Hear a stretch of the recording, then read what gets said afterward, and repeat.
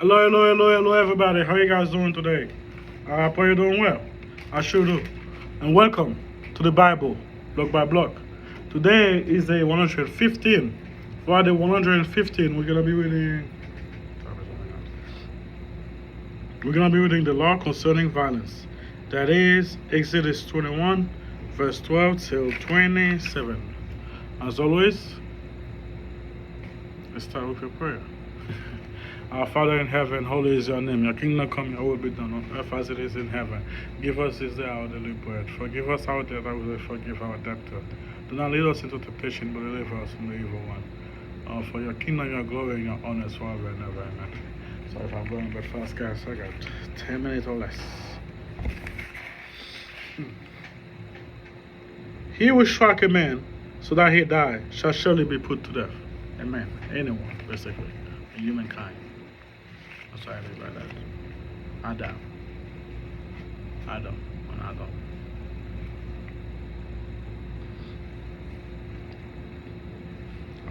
However, that's why the 10th commandment said, do not murder. Son, do not kill. Okay? However, if you did not lie in wait, but God delivered him in his hand, then I will appoint it for you a place where he may flee. Like he wasn't intentionally. If he wasn't intentionally, and it's not murder. There's a special city or special spot they had. It's just for people that's running away from getting killed by the avenger of blood, where people taking revenge. It's a special city just for that. Anyway, but if a man acts with premeditation, sound like saying you planned it, against his neighbor to kill him by treachery, you shall take him from my altar, that he may die. And he who strike his father or his mother shall surely be put to death. This one is very difficult nowadays for people to accept. Like, the Bible says, killing all that strike your parents. Because we live in this world right now, we think it's harsh.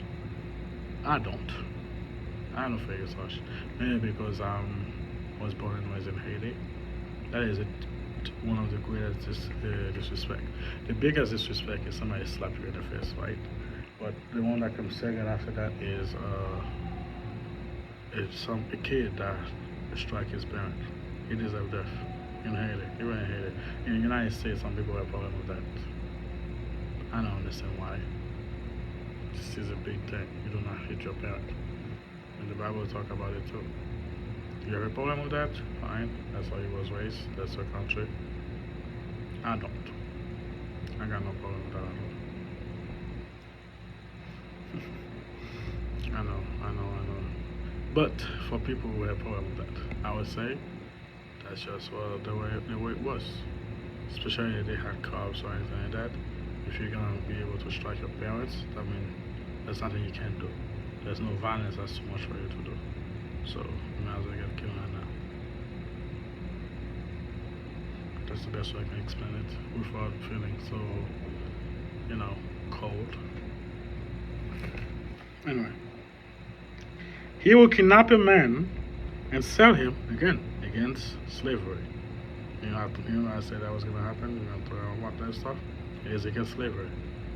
Because a lot of people think slavery just like we had back then in the United States, not just the United States, European deal with the African. That's not why when the Bible talk about slavery, it's talking about servant. Alright? Anything else like this, you can have somebody, you sell someone, you're gonna even talk more about it. You sell someone, you deserve death. You kidnap someone, you deserve death, period. So the Bible is against slavery. Now, there's people that sell themselves as a servant because they couldn't afford something or whatnot, you know what I mean? I mean, there's people like captures, right? But like selling somebody, kidnap somebody, it's against the law. It's punishable by death. Anyway, he who kidnap a man and sell him, of his found in his hand, shall surely be put to death. And he who curses his father and his mother shall surely be put to death. Same thing. If the men contend with each other, and one strike the other with a stone or with his fist, and he does not die, but is confined to his bed. If he rise again and walk about outside with his staff, then he who struck him shall be acquitted. He shall only pay for the loss of his time, and shall provide for him to be brought broadly here. Meaning they got in a fight, not like they plan to. But if you didn't plan to, you got in a fight and you hit each other, and they didn't die, all you have to do is pay up, compensate. If a man beat his male or female servant with a rod, again, not the type of slavery you heard back then. Just, that he die under his hand, he shall surely be punished. Now he's saying, if you remain alive, punish. Yeah, same thing. Now he's saying, if you remain alive a day or two, it shall not be punished, for it is his property. Yeah, that's harsh. I agree with that. Remember, God was slowly weaning them out of this. If a man fight and hurt a woman with a child, so that she give birth prematurely, yet no harm follow, he shall surely be punished according as the woman imposed on him. Basically death. If you strike my wife, and I'm just gonna be okay? No, you're gonna die. Period. Especially if she's pregnant. There's no bother if about that. So whatever punishment the husband imposed on him. Alright? And he shall pay as the judges determine. Alright? As the woman husband imposed on him, and he shall pay as the judges determine. But if any harm follow, then he shall give life for life, if the baby die or if the woman die or something, Life for life, eye for eye, tooth for tooth, hand for hand, foot for foot, burn for burn, wound for wound, stripe for stripe. If a man strike the eye of his male or female servant and destroy it, he shall let him go free for the sake of his eyes.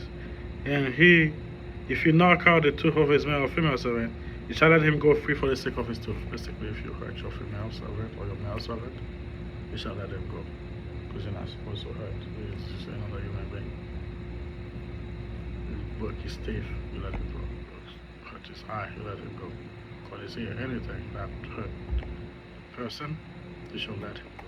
Again, now the same slavery we had back then with the European and the African. So it's different type of slavery, servant, subject to servant. Alright? So yeah, if you hurt your servant, you should let him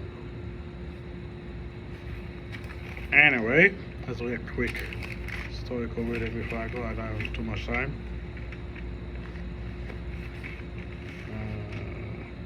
Geography and environment.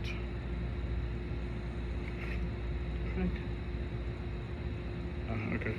The Sinai Peninsula is a triangle of the land between Egypt and Israel, about 125,000 miles east to the west and 200 miles north to the south. The traditional location of Mount Sinai, Exodus 9:17, is toward the south of Jebel Musa, a mountain 7,500 feet in altitude. This tradition is not early. The peninsula as a whole is inhospitable desert land.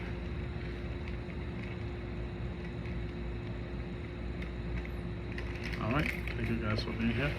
Pray for me, I'll pray for you. It's time to go. Goodbye.